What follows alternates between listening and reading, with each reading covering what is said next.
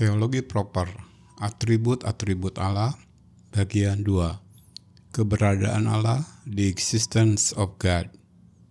Jadi, sekali lagi, setiap orang tahu bahwa Allah itu ada, tetapi yang menjadi masalah ada di dalam diri manusia, yaitu dosa. Kembali ke Roma pasal yang pertama, ayat 21 dan 22.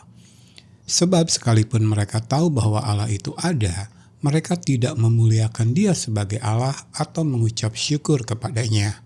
Sebaliknya pikiran mereka menjadi sia-sia dan hati mereka yang bodoh menjadi gelap. Mereka berbuat seolah-olah mereka penuh hikmat, tetapi mereka telah menjadi bodoh. Orang bodoh, bebal, berkata dalam hatinya, tidak ada Allah. Mazmur 53 ayat 2. Tidak ada yang benar, seorang pun tidak ada yang berakal budi, tidak ada seorang pun yang mencari Allah. Roma 3 ayat 10 dan 11. Aku dulu adalah seorang penghujat, penganiaya, ganas, ketika aku tanpa pengetahuan di luar iman.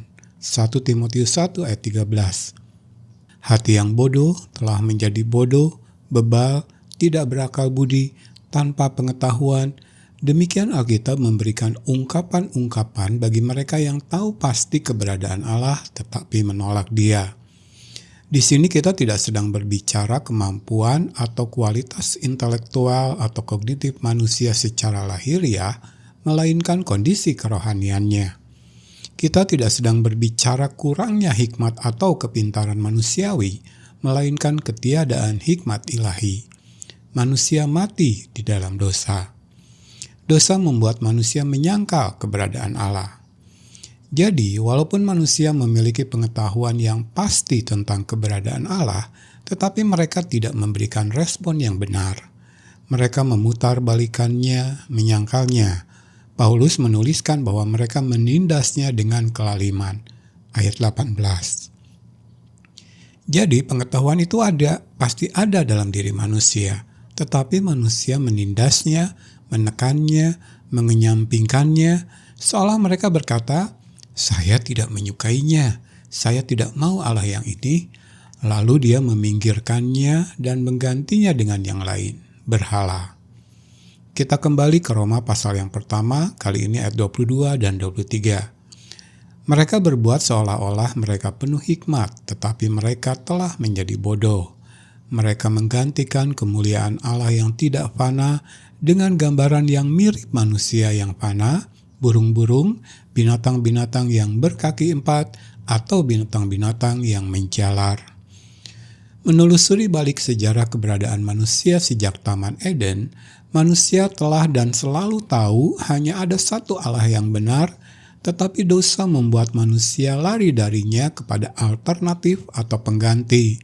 Manusia lari kepada banyak Allah, kepada Allah-Allah palsu yang dibuat dari kayu, tanah liat, logam, dan lainnya, kepada Allah dalam wujud burung, dalam wujud anjing, dalam wujud gajah, dalam begitu banyak wujud benda atau makhluk ciptaan. Dengan nalar rohani yang sehat, kita melihat semua ini bodoh. Alkitab menyebut mereka bodoh, bahkan konyol. Tapi itulah realitas keberadaan manusia.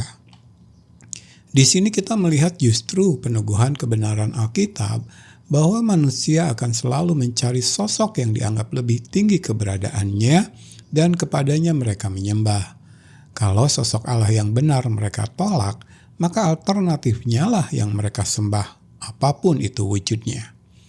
Tidak saja binatang atau benda mati berwujud binatang atau benda-benda langit seperti matahari, bulan, dan bintang, tapi juga banyak hal di alam seperti petir atau halilintar, angin, gempa bumi, letusan gunung Merapi, air pasang, dan sejenisnya, karena mereka percaya ada satu kekuatan dari satu sosok roh yang tak terlihat ada di belakangnya. Dalam setting masyarakat modern di mana kita hidup sekarang ini, wujud berhala ini lebih kepada sesuatu yang meninggikan status diri di hadapan manusia lain. Kekayaan, kedudukan, karir, kepintaran, status sosial, kemasyhuran dan ketenaran, dan lain sebagainya. Tetapi pada dasarnya tetap sama. Alkitab dengan tegas menyebutnya sebagai ilah zaman ini yang menunjuk langsung kepada si iblis. 2 Korintus 4 ayat 3 dan 4. Jika Injil yang kami beritakan masih tertutup juga, maka ia tertutup untuk mereka yang akan binasa, yaitu orang-orang yang tidak percaya, yang pikirannya telah dibutakan oleh ilah zaman ini, sehingga mereka tidak melihat cahaya Injil tentang kemuliaan Kristus yang adalah gambaran Allah.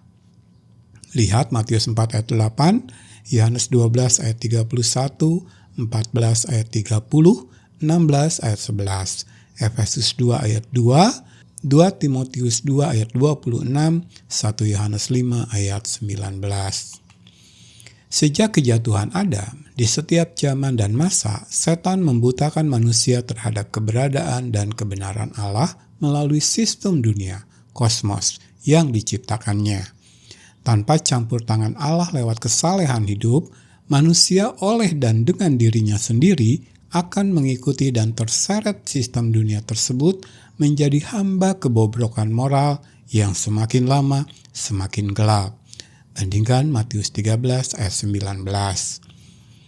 Yohanes 12 ayat 31 dan 32.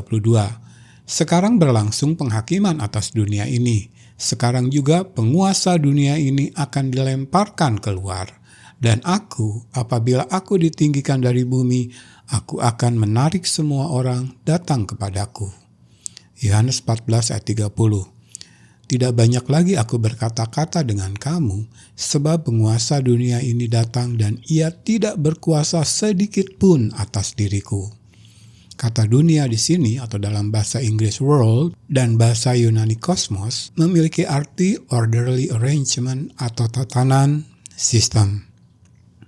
Coba kita tinjau hal ini dari teori komparasi agama-agama yang dipelajari di bangku-bangku kuliah yang mencoba menelusuri dari mana munculnya pemikiran tentang satu Allah. Diwakili oleh Ludwig Feuerbach 1804-1872, secara umum teori ini berkata seperti ini. Tidak ada Allah. Ini dimulai dari manusia primitif yang dalam kehidupan tahyulnya sama sekali tidak memiliki pemikiran tentang sosok Allah.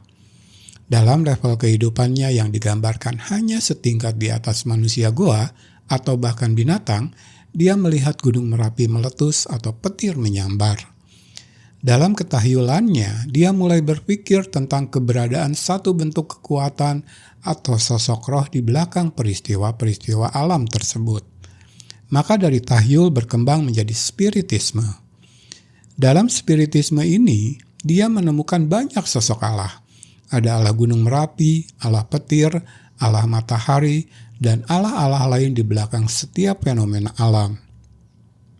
Lalu seiring perkembangan manusia, ia kemudian memilih dari sekian banyak Allah itu satu yang menjadi favoritnya, yang dianggap sebagai Allah terbesar dibanding yang lainnya.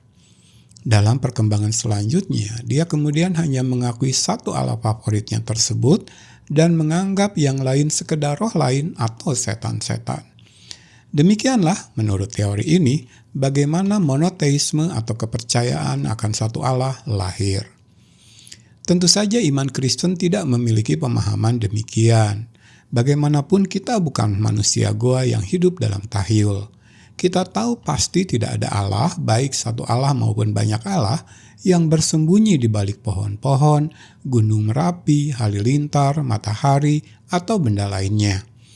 Kita tahu hanya ada satu Allah, dan dialah Allah yang benar, dan tidak ada yang lain. Kita tahu itu karena Allah sendiri telah menyatakannya kepada kita. Itulah iman Kristen. Bagi orang-orang yang berpegang kepada teori ini, yang merasa diri mereka pandai dan berhikmat, kita adalah orang bodoh dalam iman Kristen kita. Tetapi Alkitab katakan sebaliknya, merekalah orang-orang bodoh. Ada teori lain lagi dari sang ahli kejiwaan ternama dari Austria, Sigmund Freud, seorang ateis yang tegas mengatakan bahwa tidak ada Allah. Dari mana ide tentang Allah ini muncul? Menurutnya, dalam kondisi serangan neurosis atau sejenis gangguan emosional atau kejiwaan yang muncul dari pengalaman-pengalaman masa lalu, manusia memproyeksikan pemikiran tentang satu sosok yang layak dipuja. Misalkan seorang yang memiliki pengalaman buruk dalam hubungannya dengan ayahnya, akan memproyeksikan idenya tentang satu sosok super father. Dari pemikiran ini, maka banyak pakar, salah satu contohnya adalah ahli filsafat dari Oxford Richard Dawkins, menyimpulkan bahwa kepercayaan kepada keberadaan Allah adalah bukti dari penyakit kejiwaan. Ini tentu saja bukan hal baru, karena demikian jugalah pemikiran Karl Marx, seorang filsuf kelahiran Jerman dalam paham komunisnya. Mereka berkata, karena kau mengalami sakit jiwa, maka kau berilusi tentang keberadaan Allah yang tidak bisa kau lihat dan sentuh, maka sebaiknya kau tinggal di rumah sakit jiwa. Dan pemikiran ini sampai hari ini dianggap sebagai bentuk paham ateisme paling canggih, bahwa kepercayaan kepada Allah adalah satu bentuk penyakit jiwa. Sekali lagi, menurut pandangan ini, kita yang percaya kepada Allah yang benar adalah orang-orang sakit, orang-orang bodoh, padahal realitasnya adalah sebaliknya. Saya bisa beri banyak contoh lainnya, pemikiran dan pandangan yang menolak keberadaan Allah dengan berbagai dalihnya, tetapi yang kita tahu pasti Allah melihat semua itu dan Ia tertawa. Mazmur 37 ayat 12 dan 13. Orang fasik merencanakan kejahatan terhadap orang benar dan menggertakkan giginya terhadap dia. Tuhan menertawakan orang fasik itu sebab Ia melihat bahwa harinya sudah dekat. Allah menertawakan mereka yang sebenarnya tahu pasti bahwa Ia ada, tetapi dengan segala cara menyangkalnya. Mari kita lanjutkan. Allah berkata bahwa langkah awal untuk masuk ke dalam pengetahuan yang benar atau pengenalan tentang Dia tidak terletak dalam argumen, melainkan iman. Ibrani 11 ayat 6. Tetapi tanpa iman tidak mungkin orang berkenan kepada Allah. Sebab barang siapa berpaling kepada Allah, ia harus percaya bahwa Allah ada dan bahwa Allah memberi upah kepada orang yang sungguh-sungguh mencari Dia. Percaya bahwa Allah ada di sini artinya kita mengakui apa yang sudah kita ketahui dengan pasti, yaitu bahwa Allah ada. Kita menghentikan penyangkalan kita kepada sesuatu yang kita tahu pasti ada. Kita bertobat. Tidak ada argumen, tidak ada pertanyaan. Menarik bahwa kita mencatat satu kelompok makhluk yang senantiasa percaya akan keberadaan Allah. Setan, malaikat-malaikat yang jatuh, termasuk iblis sendiri. Yakobus 2 ayat 19. Engkau percaya bahwa hanya ada satu Allah saja? Itu baik. Tetapi setan-setan pun juga percaya akan hal itu dan mereka gemetar. Maka bisa kita simpulkan bahwa tidak ada ateis di neraka, semua tahu pasti Allah itu ada. Mereka adalah jahat, tapi mereka tidak bodoh, setan ini. Mereka mengakui keberadaan Allah, tetapi mereka menolak untuk takluk kepadanya. They admit, but they do not submit, but they really are tremble. Mereka tahu pasti bahwa Allah itu ada dan itu membuat mereka gemetar. Bagaimana dengan kita? Apakah kita gemetar ketika kita merenungkan keberadaan Allah? Setan gemetar. Apakah kita sungguh-sungguh percaya kepada Allah? Jika kita sungguh-sungguh percaya bahwa Allah itu ada dan menyadari implikasinya yang akan menghantam relung hati kita yang paling dalam, maka dengan gemetar kita akan berseru, ada Allah, saya bertanggung jawab, saya bersalah dan Dia Maha Kudus. Maka kita pasti akan gemetar jika kita sungguh-sungguh percaya. Lihat apa yang terjadi pada diri Nabi Yesaya ketika melihat keberadaan Allah Sang Maha Pencipta alam semesta. Yesaya 6 ayat 1 sampai dengan 5. Dalam tahun matinya Raja Uzia, aku melihat Tuhan duduk di atas tahta yang tinggi dan menjulang, dan ujung jubahnya memenuhi bait suci. Para serafim berdiri di sebelah atasnya, masing-masing mempunyai 6 sayap. 2 sayap dipakai untuk menutupi muka mereka, 2 sayap dipakai untuk menutupi kaki mereka, dan 2 sayap dipakai untuk melayang-layang. Dan mereka berseru seorang kepada seorang, katanya, Kudus, kudus, kuduslah Tuhan semesta alam, seluruh bumi penuh kemuliaan-Nya. Maka bergoyanglah alas ambang pintu disebabkan suara orang yang berseru itu, dan rumah itu pun penuhlah dengan asap. Lalu kataku, celakalah aku binasa, sebab aku ini seorang yang najis bibir, dan aku tinggal di tengah-tengah bangsa yang najis bibir. Namun mataku telah melihat Sang Raja, yakni Tuhan semesta alam. Tidak mengherankan jika narasi yang sama dituliskan oleh Rasul Yohanes akan apa yang dialaminya. Wahyu 1 ayat 13-17. Dan di tengah-tengah kaki Dian itu ada seorang serupa anak manusia berpakaian jubah yang panjangnya sampai di kaki dan dadanya berlilitkan ikat pinggang dari emas. Kepala dan rambutnya putih bagaikan bulu yang putih metah dan matanya bagaikan nyala api. Dan kakinya mengkilap bagaikan tembaga membara di dalam perapian. Suaranya bagaikan desau air bah. Dan di tangan kanannya ia memegang 7 bintang, dan dari mulutnya keluar sebilah pedang tajam bermata 2, dan wajahnya bersinar-sinar bagaikan matahari terik. Ketika aku melihat dia, tersungkurlah aku di depan kakinya sama seperti orang yang mati. Bahkan Petrus pun menunjukkan sikap yang sama di hadapannya. Lukas 5 ayat 8. Ketika Simon Petrus melihat hal itu, ia pun tersungkur di depan Yesus dan berkata, "Tuhan, pergilah daripadaku, karena aku ini seorang berdosa." Kita pasti akan gemetar.